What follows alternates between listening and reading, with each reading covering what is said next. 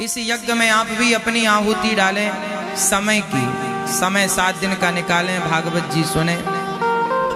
जब भगवान के लिए समय हम निकालते हैं तो भगवान भी हमारे लिए समय निकालते हैं कि तुमने हमारी सुनी, तुमने हमारी कथा सुनी, हम तुम्हारी व्यथा सुनेंगे।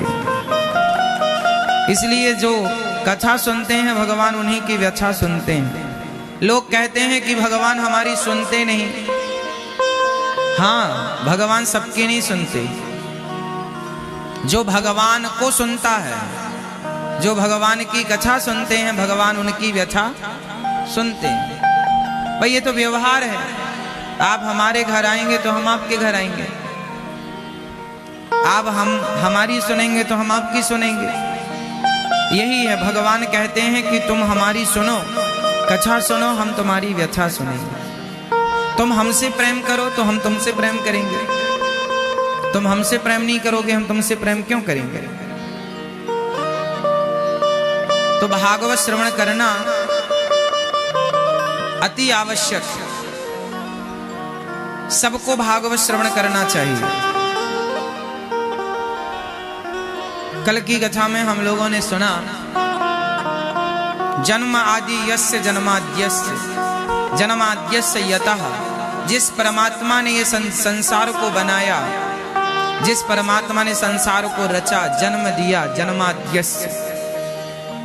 संसार को रचने वाले कौन हैं? संसार को रचने वाले कौन हैं? संसार को बनाने वाले हैं भगवान। चलाने वाले कौन हैं? बोलते चलो। बनाने वाले भी भगवान और चलाने वाले भी और मिटाने वाले भी भगवान। जन्माद्यस्य भगवान कैसे हैं? मैं आपको भगवान का परिचय कराऊं कि भगवान, आप लोग कल्पना करते होंगे कि भगवान कैसे होंगे। भगवान क्या करते होंगे, किस प्रकार ये संसार बना रहे हैं। इस संसार में भगवान की व्यापकता,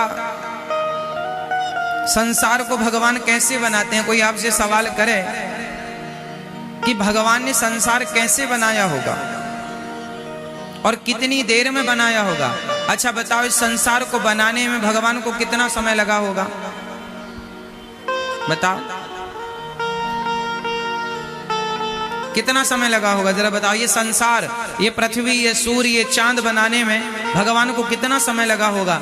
एक आपकी परिकल्पना बताइए, आपका एक भाव बताइए कि आप भगवान को कितने करीब से जानते हैं। बताओ कितना समय लगा होगा संसार को? भगवान ने संसार बनाया तो भगवान को कितना समय लगा होगा संसार बनाने में? उत्तर दो, कितना समय? तुरंत आप बताइए कितना समय लगा होगा? कितना समय लगा होगा? आप बताओ मैया, कितना समय लगा होगा? आप बताओ मैया। भगवान को ये संसार बनाने में कितना समय लगा होगा? तो सुन लीजिए, आप चुटकी बजाइए। चुटकी बजाने में कितना समय लगा? 1 सेकंड से भी कम समय में आपने चुटकी बजा ली, हाँ या ना? इतने समय में, बल्कि इससे और कम समय में भगवान ये पूरा संसार बनाते हैं और इतने समय में भगवान पूरा संसार बना के मिटा सकते हैं, पूरा राख कर सकते हैं और दूसरी चुटकी के समय में फिर जस का तस संसार बना सकते हैं। ऐसे भगवान ये संसार 1 सेकंड में कितने पल्स होते हैं? 100। मतलब आप ये समझिए कि 1 सेकंड में भगवान 100 बार संसार बना सकते हैं। चुटकी से भी कम समय, इतनी देर में भगवान संसार बना सकते हैं। पल भर में राख कर सकते हैं सृष्टि को जलाकर, और राख को फिर जस का तस, जो जैसा था उसी क्षण भगवान जस का तस बना सकते हैं। कर तुम अकर तुम अन्यथा कर तुम सर्व सामर्थ्य भगवान है। अब सवाल खड़ा हुआ कि भगवान ने संसार बनाया कैसे होगा, तो वो सुनो, कहां से भगवान पत्थर लाए होंगे, कहां से माटी लाए होंगे, कहां से व्यवस्थाएं बनी होंगी। तो सुनो, मकड़ी जाल बनाती है, तो जाल बनाने का धागा कहां से लाती है? उत्तर दो, बताओ। मकड़ी जाल बनाती है तो जाल बनाने का धागा कहां से लाती है? कौन सी बाजार से खरीदती है? मैया,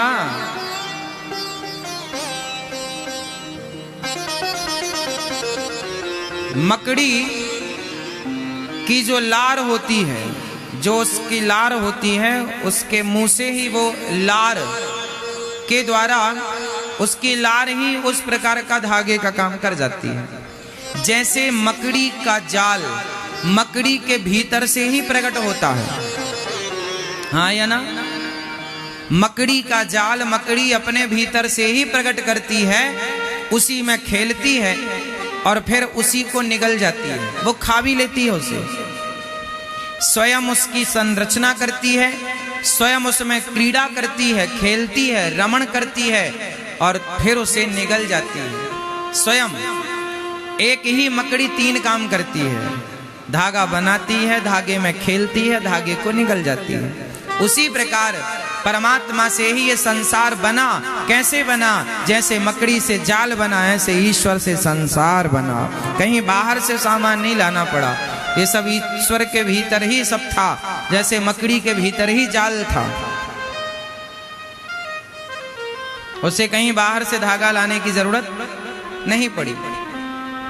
ईश्वर से ही संसार बना, ईश्वर ही संसार में रमण करते हैं और ईश्वर ही ब्रह्मा बनकर उत्पन्न, विष्णु बनकर पालन और शिव बनकर संहार करते हैं। ये रोज की लीला।